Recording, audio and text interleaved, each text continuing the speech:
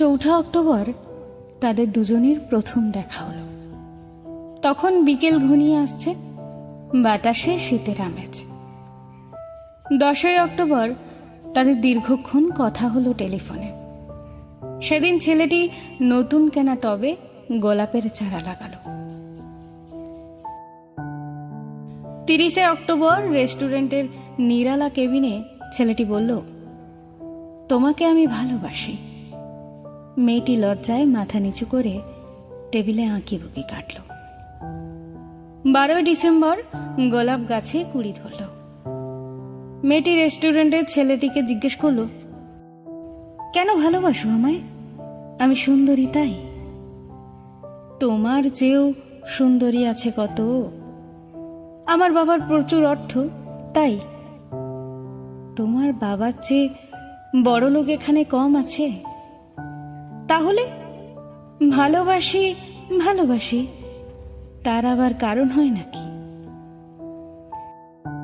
মেয়েটি বাড়ি ফিরে বন্ধুদের টেলিফোনে অনেক আলোচনা করল। সবাই এক বাক্যে বুঝিয়ে দিল, ভালো যখন বাসে তখন একটা কিছু কারণ তো আছে বটেই, সেটা না বুঝে বেশি এগোস না।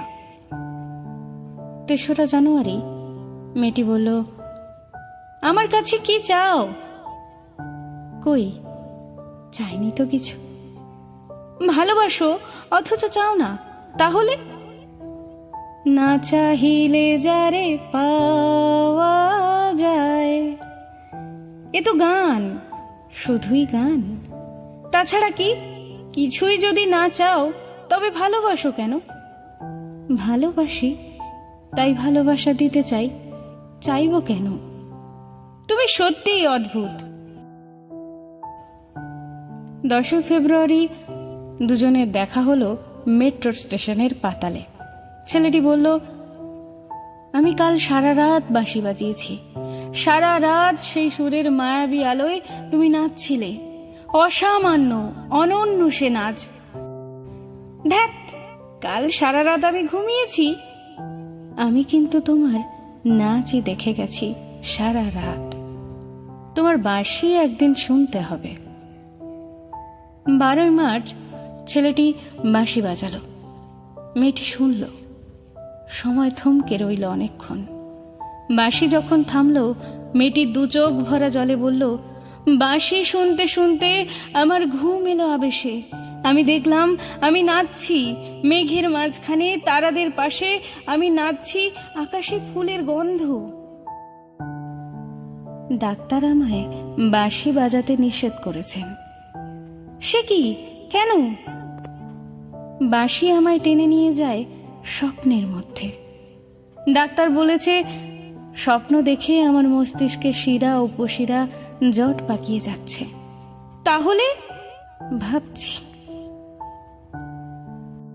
16 এপ্রিল মেয়েটি বলল, আমার বন্ধুরা বলেছে তুমি খুব ভালো, অসাধারণ, কিন্তু তুমি সৃষ্টি ছাড়া তোমার স্বপ্ন সব অর্থহীন। আমি জানি। স্বপ্ন টপ্ন ছেড়ে দিতে পারো না তুমি? না। তাহলে তুমি তো আমাকে হারাবে। তোমায় পাইনি তো কখনো। 5 মে ছেলেটির মস্তিষ্কের অপারেশন হল। একটু সুস্থ হতে মেয়েটি এসে বলল, ভালো আছো তো? এখন আর স্বপ্ন দেখছো না তো? দেখছি আরো সুন্দর সব স্বপ্ন। তাহলে তো দেখছি অপারেশনটা আদৌ সফল হয়নি। বাড়ি ফিরে বন্ধুদের ফোন করলো মেয়েটি। বন্ধুরা এক বাক্যে বলল, বাঁশি বাজানো, স্বপ্ন দেখা সবই ব্যাকডেটেড, সৃষ্টি ছাড়া। তুই আর লোক পেলি না? তুই এত রূপসী, তোর এত উজ্জ্বল প্রসপেক্ট। ভালো যদি চাস তাহলে শিগগিরই বিয়ে করে ফেল। তোর দাদার সেই বন্ধুকে, উনি তো শুনলাম কানাডাতেই সেটেল করবেন। 7 জুলাই মেয়েটি আবার জিজ্ঞেস করলো, তুমি সত্যি কি চাও বলো তো? তুমি আরো সার্থক, আরো সুন্দর হয়ে ওঠো, ব্যাস, আর কিছু না। আর চাই স্বপ্ন দেখতে। ও, স্বপ্ন তাহলে তুমি ছাড়তে পারবে না? না। তাহলে থাকো তুমি স্বপ্ন নিয়ে। 12 আগস্ট গোলাপ গাছে ফুল ফুটলো অনেক। সেদিন দুপুরে ছেলেটির মস্তিষ্কে আবার অপারেশন হলো। 13 সেপ্টেম্বর ছেলেটি মারা গেল। 14 সেপ্টেম্বর মেয়েটির শুভ বিবাহ সুসম্পন্ন হলো কানাডাগামী সেই পাত্রের সঙ্গে। 20 সেপ্টেম্বর গোলাপ গাছটি হঠাৎ ঝড়ে উপড়ে গেল। সেদিন সন্ধ্যাবেলায় বিমানে মেয়েটি হানিমুনে গেল। যাওয়ার আগে বন্ধুদের বলে গেল, স্বপ্নের চেয়ে বাস্তব অনেক ভালো, অনেক মধুর। স্বপ্ন দেখে কেবল বোকারা। 4 অক্টোবর ছেলেটির মা ঝরে পড়া গোলাপ গাছটিকে সযত্নে তুলে ফেলে দিলেন। শূন্য টবে তখন কয়েকটা পোকা, কয়েকটা মাছি।